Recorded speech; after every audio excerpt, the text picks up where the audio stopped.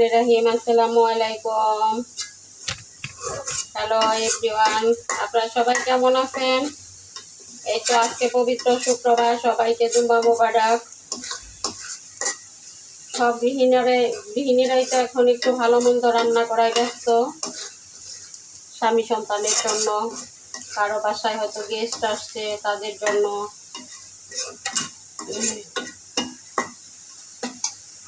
এই যে আমি পেঁয়াজটা ভেজে নিলাম। আপনারা ভিডিওটা স্কিপ করবেন না, সব ভিডিও তো আর বড় দেই না, দিনে একটা করে ভিডিও বড় দিই। এই যে দেখেন আমি ভুড়িটা আগে রান্না করে নিছি সব মশলা দিয়ে, কারণ এটা তো ভুড়ির ব্যাপার। জলটা কমিয়ে দিই।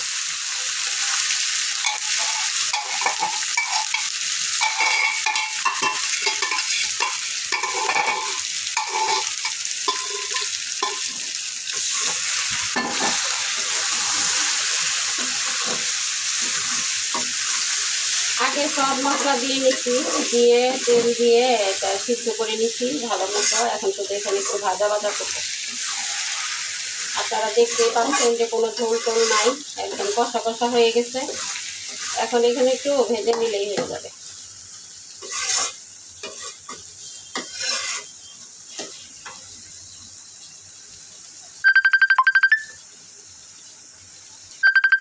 এই তো আমার ভুড়ির অবস্থা। এটা মোটা ভুড়ি, এখানে কোনো চিকন ভুড়ি নাই, সব মোটা।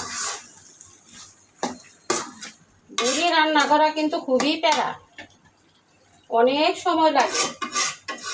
এটা কাটলাম, পরিষ্কার করে ধুইলাম। আপনারা তো জানেন যে অনেক ভুড়ি আনছিল, আবার ঈদের সময় ভুড়ি পাইছিলাম। হ্যাঁ, সব মিলিয়ে অনেক ভুড়ি এমনি কিনে আনছিল 18 কেজি। তো 18 কেজি তো আর কম না। তারপরে ঈদের মধ্যে পাইছিলাম, যেগুলা খাওয়া হয়েছে। তো এগুলা মনে হয় পাতলা ভুড়ি, আর এক ফুটলা শিওর না, আমি মনে হয় থাকার কথা।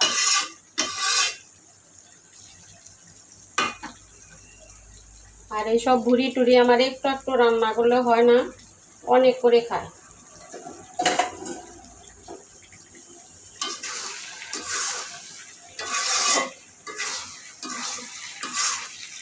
এখন ভাত করলাম। আজকে জামাইয়ের খুব সব পছন্দের খাবার। আমি সে যেদিন বাসায় থাকে আমি তার পছন্দের খাবারই করার চেষ্টা করি। কতটা পারি জানি না, কতটা সে সন্তুষ্ট হয় সেটাও জানি না। সে তো কথা কম বলে, প্রকাশ কম আছে না। কত পীড়িতের প্রকাশ আছে, আর অনেক পীড়িতের প্রকাশ নেই।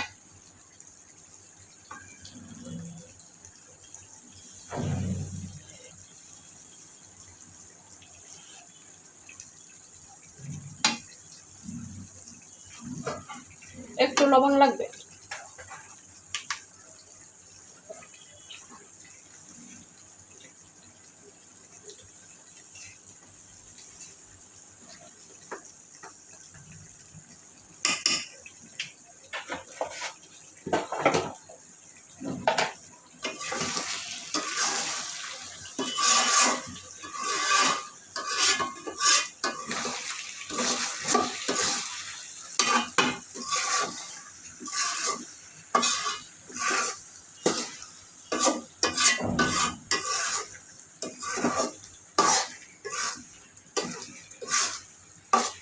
আমার রান্নাগুলি যদি ভালো লাগে, আমাকে যদি ভালো লাগে, আমার কথা যদি ভালো লাগে, তাহলে আপনারা সবাই আমাকে বেশি বেশি করে সাপোর্ট করবেন।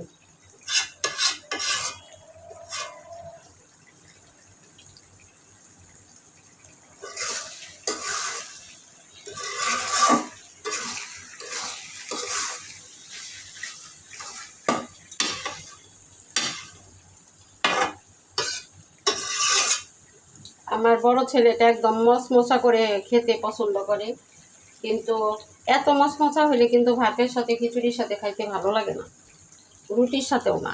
বেশি ভাজা ভাজাগুলা এমনি খাইতে ভালো লাগে। তো সবাই ভালো থাকবেন, সুস্থ থাকবেন, নিরাপদে থাকবেন। অন্য কোনো ভিডিওতে দেখা হবে, কথা হবে। আল্লাহ হাফেজ।